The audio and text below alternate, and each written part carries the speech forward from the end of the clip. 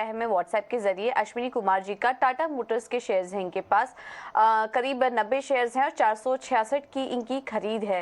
ये कुछ समय पहले की खरीद इनकी लग रही है और उसके बाद से इनको नुकसान ही हो रहा है, क्योंकि वो 466 के लेवल्स तो दिख नहीं रहे हैं पिछले 3-4 महीने का अगर हम चार्ट देखें तो, और करीब करीब 3000 से ज्यादा का नुकसान भी इनको स्टॉक में हो रहा है। कुणाल, आप राय दीजिए, टाटा मोटर्स पर टेक्निकल चेक दीजिए, क्या करना चाहिए इस स्टॉक में? इनके जो लेवल्स है वो कब तक दिखेंगे, और स्टॉप लॉस भी सुझाइए इन्हें। तो अगर हम थोड़े लंबी अवधि की बात करें तो ये काउंटर ने एक साइडवेज कंसोलिडेशन ही दिखाया है। इनफैक्ट टू एंटायर 2022 फरवरी से लेके अब तक आप देखिए तो इसका एक मीन रिवर्जन लेवल जो निकल के आता है वो है 420 का। काउंटर थोड़ा सा ऊपर जाके फिर से वही लेवल पे पहुंच रहा है और as of now of lately I am talking of only November and December so far एक पॉजिटिव रुझान शायद एक ओपन हो रही है, बट अभी भी इतनी स्ट्रॉन्ग रुझान नहीं है, मोमेंटम फिर भी मिसिंग है। मैं एज ऑफ नाउ होल्ड करने की सलाह दूंगा। रीजन बीइंग जब मोमेंटम नहीं होता तो ये प्रेडिक्ट करना बहुत डिफिकल्ट हो जाता है कि मोमेंटम कब पिक होगा। स्टॉप लॉस ध्यान में रखना होगा, वो है 420 का। अगर ये काउंटर 420 के नीचे जाता है तो शायद हमें 390 तक फिर से एक बार अक्यूमुलेट करने दे सकता है।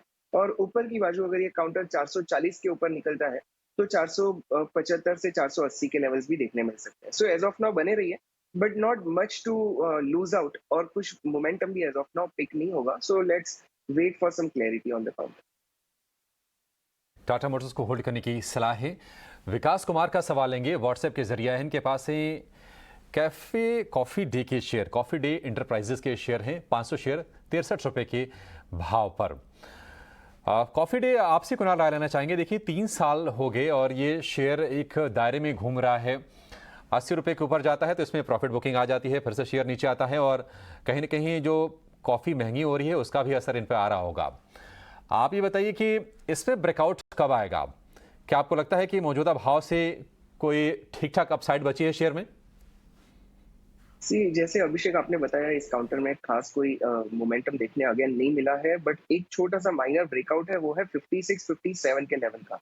उसे ध्यान में रखना होगा, और अगर ये काउंटर 56-57 के ऊपर निकलता है तो शायद 64-65 तक का एक बाउंस मिल सकता है। बट आई वुड एडवाइज कि इसमें बाउंस आ जाए तो एक बार प्रॉफिट बुक करके एग्जिट कर दीजिए। मोमेंटम जब जिस काउंटर में होता है हमें शायद उसी तरफ ज्यादा ध्यान देना होगा। इस काउंटर में जल्द से जल्द निकलने की सलाह बनेगी। ठीक है, सीसीडी को लेकर कुणाल का व्यू, ये व्यू। लेकिन सी को लेकिन क्या सवाल है? 300 शेयर हैं 3200 रुपए के भाव पर और इस वक्त जो इसका भाव है वो है 3300 रुपए का। हालांकि इनको तो फायदा हो रहा है और डीपी दास साहब को नहीं, ऐसी तमाम निवेशक जिन्होंने लंबी अवधि का भरोसा जमाया है ये रॉयल एनफील्ड बनाने वाली कंपनी पर, उनको मुनाफा ज़रूर हुआ है। अगर हम 14-15 साल की बात करें तो स्टॉक तकरीबन 150 गुना हो गया है। 20-25 रुपए का भाव था और वहाँ से लगातार रिवॉर्ड किया है। अब इसके ज़रा चार्ट्स देख के बताइए आप कुणाल, कितनी संभावना आपको दिख रही है? क्योंकि इनके खरीद भाव से ऊपर ये 100 रुपये शेयर ट्रेड कर रहा है। क्या लगता है आपको कि पैटर्न कैसा होगा इसका आगे?